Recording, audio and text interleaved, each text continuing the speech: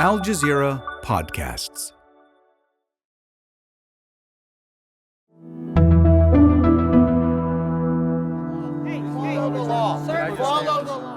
Today, a battle at the U.S. border. You swam the river, sweetheart. I didn't swim no river. Texas Governor Greg Abbott is testing how far he can go to enforce immigration. 3 migrants drowned in the Rio Grande after help could not reach them in time.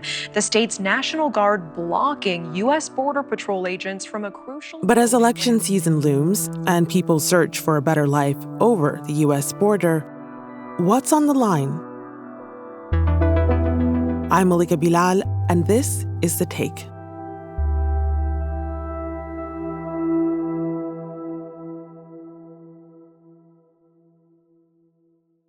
If you're a person crossing the U.S. border with Mexico into Texas, Al Jazeera correspondent Heidi Zhou-Castro says it's really the luck of the draw what you'll encounter when it comes to law enforcement. The Border Patrol would sometimes cut through the wire, help small children get across without getting cut too badly. And then just meters away, Texas police comes in. I saw a lot of people getting handcuffed as if they were criminals. Heidi's now based in Washington, D.C., but she knows Texas well. I spent most of my adult life living in the state of Texas and covering a lot of immigration and border issues and covering this border surge. So tell me about the small Texas town of Eagle Pass, the epicenter of this border crisis. I know that you've been watching this play out over several months now. When I was last in Eagle Pass late last year, migrants who crossed the Rio Grande would first see layers and layers of barbed wire fencing. That was their first reception into the United States. Many would just cling to the few meters of land that are out of the water, but still not in the thicket of the barbed wire, and they would be essentially stuck there overnight sometimes for many hours, regardless of whatever the weather is. And they would hope that someone would come and help them, cutting through the razor wire and helping them across. And the people who were doing that, which I saw with my own eyes, was U.S. Border Patrol agents. So, Heidi, a lot of what we're seeing revolves around a conflict between the Texas National Guard, run by Governor Greg Abbott, and the Border Patrol, which is under President Joe Biden's administration. What do these agencies do? And why are people who are trying to come to the U.S. having such a different experience with the two? Yeah, well, the U.S. Border Patrol, they are typically the front line, and they are stationed up and down the border. And as we've seen more and more migrants trying to cross into the U.S., we've seen a greater portion of Border Patrol's jobs also dedicated to the humanitarian response as more and more people put themselves at risk in order to make the crossing.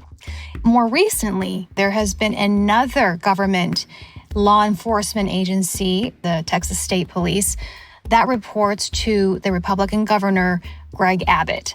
And alongside them, the Texas National Guard, which also take their orders from Greg Abbott. And they basically form an intimidation barrier. They have no authority to essentially arrest anyone because at this moment in time, at least, that is still a federal crime to cross the border without authorization. However, they do pose a pretty imposing barrier physically. Right now, we got my soldiers online on the C-wire, making sure that we are stopping them from entering illegally, and we're going to continue patrolling out here and do what we do best. It's Texans serving Texans. Soldiers carrying their weapons, Humvees, very much a militarized border look. And also the state police who do arrest people for trespassing, which is a Texas state law violation. They're put in zip tie handcuffs and then they're marched off. But whether they encounter U.S. Border Patrol first or the state police, they all end up in the same place, which is under processing of the Border Patrol, of Homeland Security, which reports to the federal government. So they end up in the same place, but the treatment, is it different?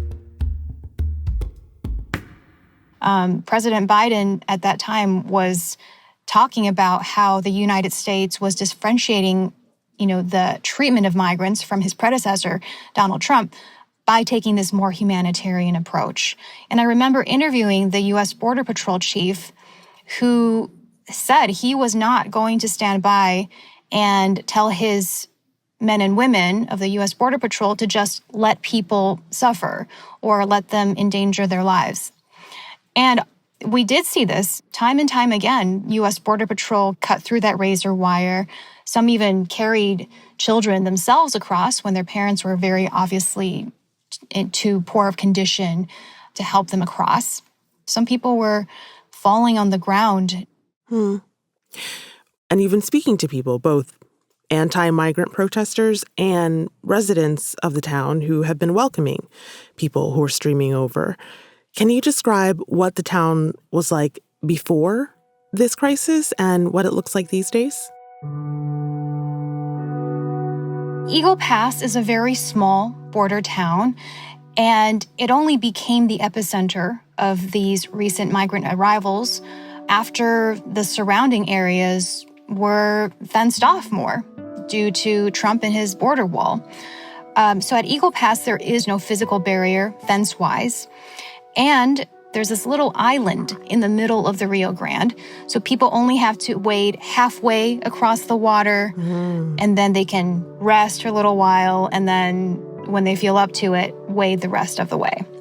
And I believe that is one of the major reasons why people choose this very spot to cross, despite this 5 kilometer or so of stretch of the border now being the most militarized. People were coming across, this was late last year, by the hundreds. Sometimes it was just a few people in a family group, but oftentimes they try to find support in numbers. And sometimes several dozen people would cross at the same time, linking their arms together to withstand the current, carrying children above their heads to stay out of the water. Even a woman who was in a wheelchair, who was paralyzed from the waist down, she was carried across. So this stretch of the riverbank of the Rio Grande became this scene of high, intense emotions for these migrants who, from what I saw, seemed caught between elation at having come so far to create to this final barrier they saw, and of fear, and every one of them exhausted because they had already come so many thousands of kilometers, and then to see this barbed wire before they were finally allowed to come to the U.S. side.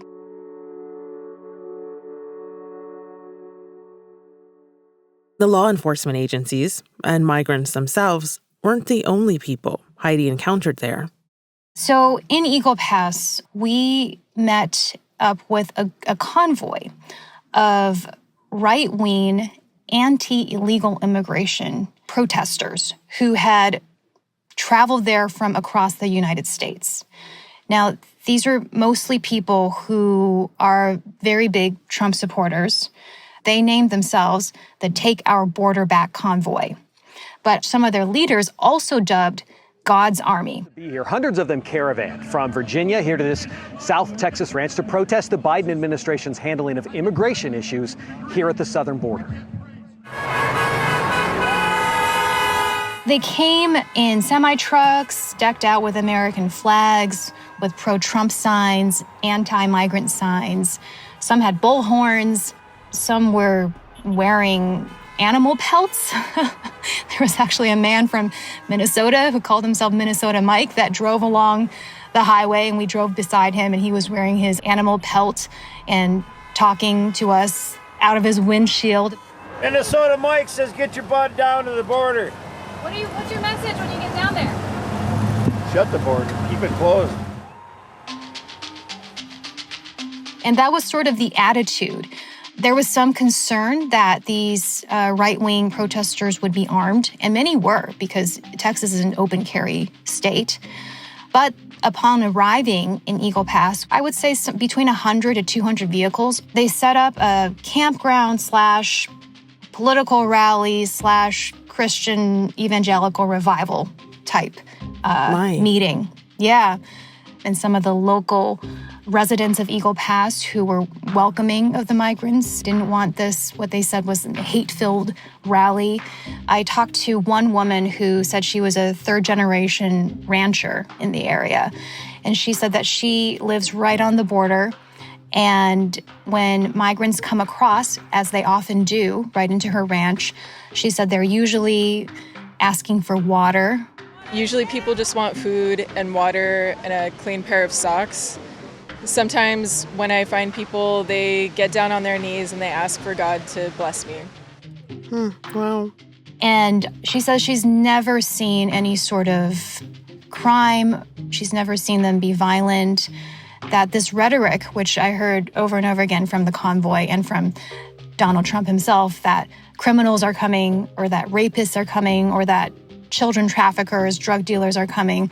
This resident on the border said that she'd never encountered that. But ultimately, it was a political showdown between the two sides, with the convoy of anti-migrant protesters saying that the border is under crisis, blaming it on President Biden, saying they supported Greg Abbott's efforts, the Texas governor, to crack down on border crossings.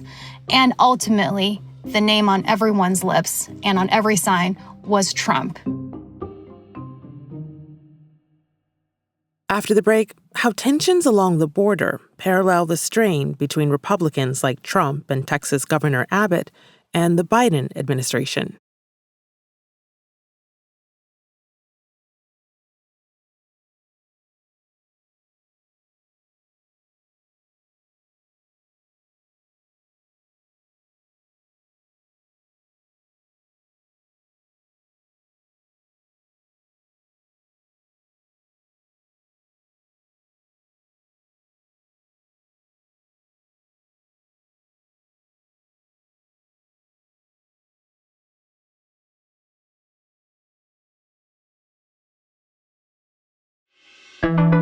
So, Heidi, let's talk about the impetus behind Texas Governor Greg Abbott's moves here.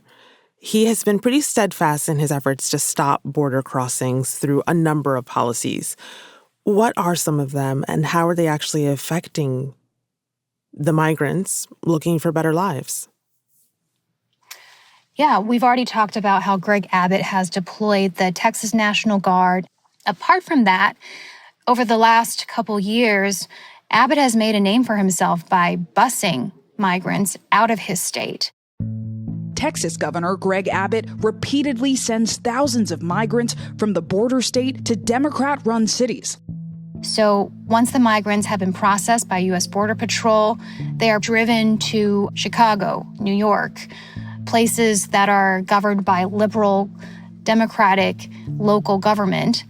And then essentially these buses just dump people in the middle of the city. He said that he wanted them to feel Texas's pain, and he's been successful in that. We've heard many mayors of these large U.S. cities say that this has become a problem. Migrants with really nowhere to go suddenly just show up in their cities. And perhaps the most consequential step that the Texas governor has taken is a new state law. It will take effect on March 5th. And it would essentially allow the state of Texas to deport people. Texas Governor Greg Abbott signed one of the toughest state immigration laws in recent American history on Monday. It allows police to arrest migrants suspected of crossing the border illegally.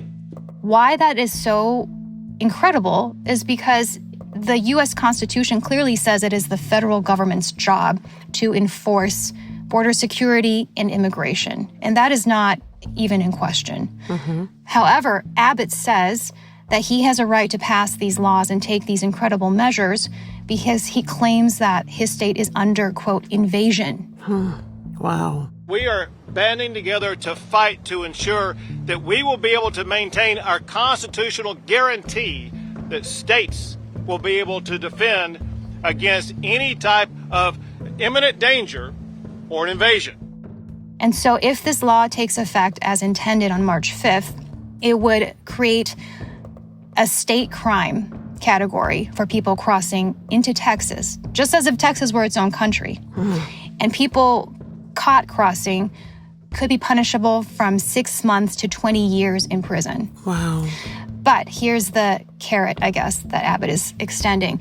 If a person who's been charged agrees to immediately return to Mexico, then those criminal charges are dropped. So essentially, it's a state-level deportation system that the U.S. has never seen before. Right. Are there any means to stop it? The federal government says that this law is, quote, clearly unconstitutional. The Department of Justice is asking for an injunction so that this state law does not take effect. And that razor wire we talked about earlier, that's part of the politics here, too. The U.S. Supreme Court actually granted a request from the Biden administration to allow federal Border Patrol agents to cut or move razor wire. This was back in January.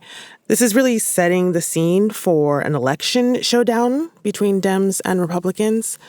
Talk to me about how that tension is playing out politically. Yeah, so Greg Abbott is now being accused of being in open defiance of a U.S. Supreme Court order, saying that U.S. Border Patrol has ultimate supremacy on the border.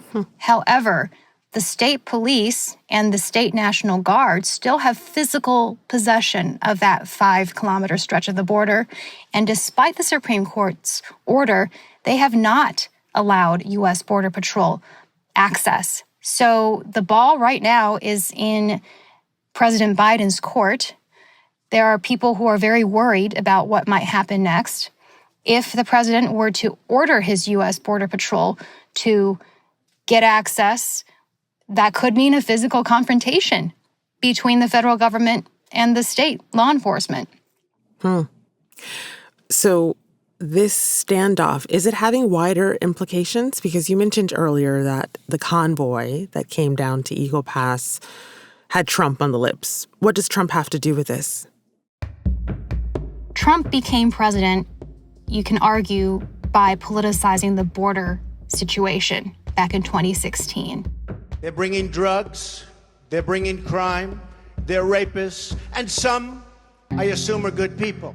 And of course, he's running for president again. And so it is in Trump's own interest to continue this perception of chaos on the border, which he uses to accuse Biden of mismanagement, of ineptitude in managing the border. Nobody to this day can explain why this open wound is good for our country. But we're going to seal the border, complete it, and we're going to repeal the invasion. There was a bipartisan bill in the Senate that was seeking to present some solutions to the current large number of border arrivals. And it included a number of notable concessions from Democrats. And President Biden sounded really more like a Republican candidate than a Democrat. So this bipartisan bill in the Senate was on its way to a full vote, but then it sizzled, and in dramatic fashion, because Republicans who had first insisted on these elements in the bill then withdrew their support after former President Trump said, you have to not support this bill. So many people are looking at it that Trump is trying to deny a solution to this border issue and let it continue to fester until the election, hoping that this gives him a greater edge. And that's The Take. This episode was produced by Sonia Bhagat and Miranda Lynn, with Amy Walters, Negin Oliayi, Berenice Campana, Chloe K. Lee, Sarí el-Khalili, David Enders, Ashish Malhotra, Khalid Sultan, Zainab Badr, and me, Malika Bilal. Alex Roldan is our sound designer. Joe Plord mixed this episode. Alexandra Locke is The Take's executive producer, and Ney Alvarez is Al Jazeera's head of audio. We'll be back.